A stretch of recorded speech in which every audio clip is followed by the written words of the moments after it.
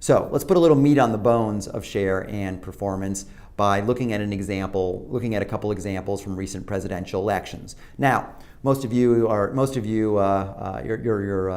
first race is probably not going to be for President of the United States, although it was for our current president. Looking at presidential elections, there's a richness of data, there's lots of data, and it's a good way to illustrate these basic concepts. Let's go back and look all the way back to the 2004 election. This is a chart derived from exit poll numbers, which is a survey, which we'll talk more about, a survey of voters as they leave their polling places. And what it showed was overall that the electorate was pretty evenly matched. 37% of the electorate was Democrats, 37% of the electorate was Republicans, 26% was independents. Just a little aside here, and again, you'll talk about this in more detail in other classes.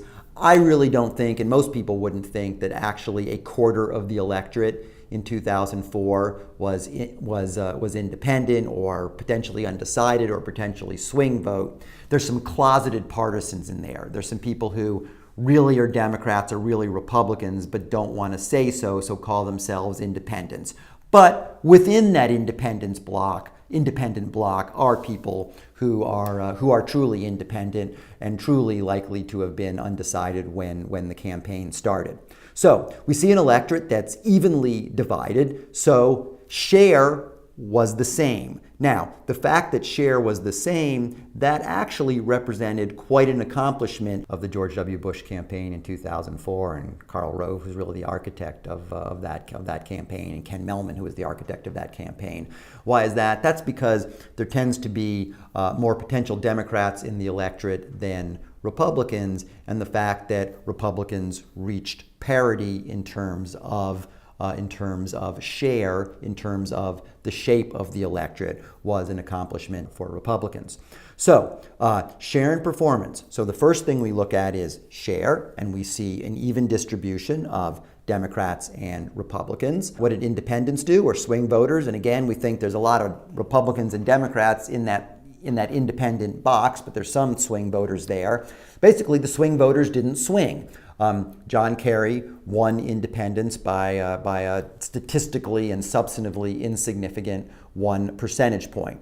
We then look at how John Kerry performed with Democrats and how George W. Bush performed with Republicans, and not shockingly, we see that John Kerry won Democrats. Democrats voted for the Democrat, and George W. Bush won Republicans.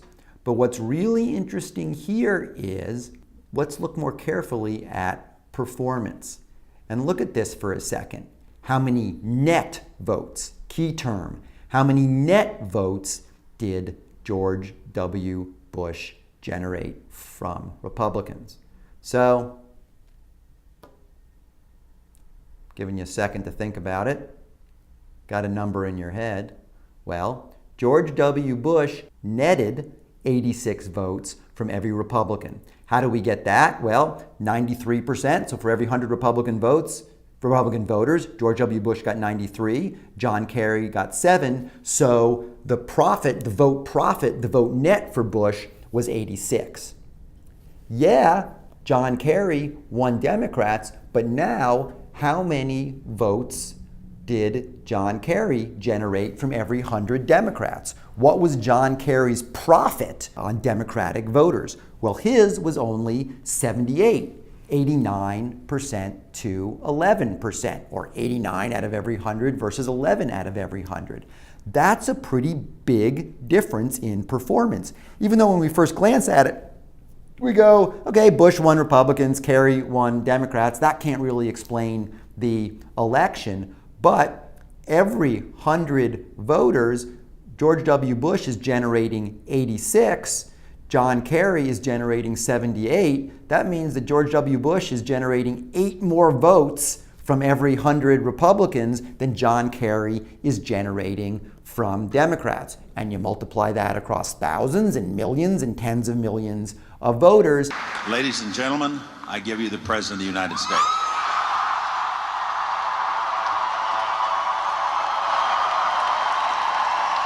And that basically explains George W. Bush's national margin, and then George W. Bush's narrow victory in the Electoral College. So share and performance, even in terms of share, Democrats, Republicans comprising the same amount of the electorate, basically breaking even on independence.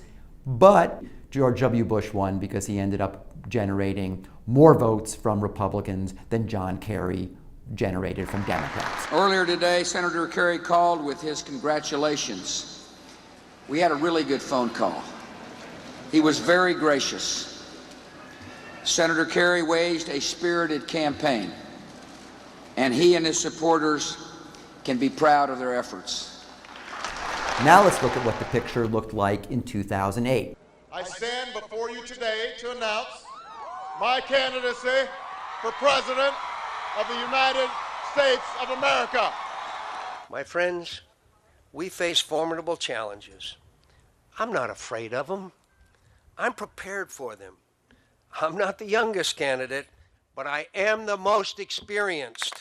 So again, share and performance.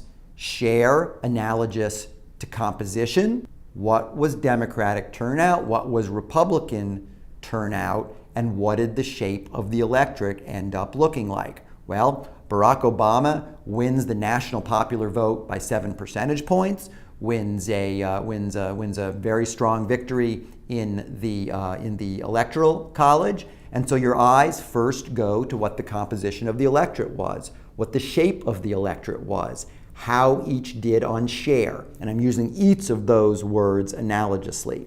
So Democrats had 39% of the electorate versus 32% for Republicans. So there was a 7 percentage point advantage for Democrats in the shape of the electorate.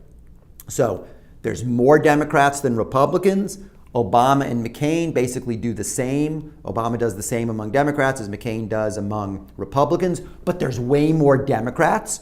So Obama generates a chunk of net votes there, but the net he's gaining is not because he's outperforming McCain in the like George W. Bush outperformed Kerry. The net there for Obama is that he's generating more votes from Democrats than McCain generates from Republicans, simply because there's more Democrats.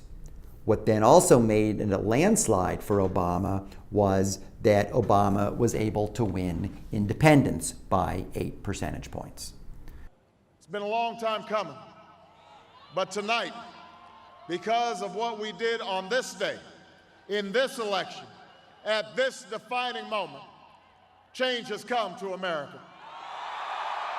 Let's jump to 2012. Democrats had a 7 percentage point advantage in 2008. They have a 6 percentage point, 38% to 32% advantage in 2012. And when we talk about polling, we'll talk about some of the assumptions that the Romney campaign made. The Romney campaign simply could not believe that Obama would be able to, that Democrats would be able to replicate the composition, the share of the electorate that they had in 2008, but they did. Democrats had a 6 percentage point advantage. Democrats strongly supported Obama. Republicans strongly supported Romney. This time, Obama loses independents, but because there's such an advantage in for Democrats in terms of the shape of the electorate, Obama wins, doesn't win the landslide that he won in 2008, where he won by 6 or 7 percentage points nationally. He wins by more like 3 percentage points. And that's because Romney won independents in 2012, whereas Obama won independents in 2008.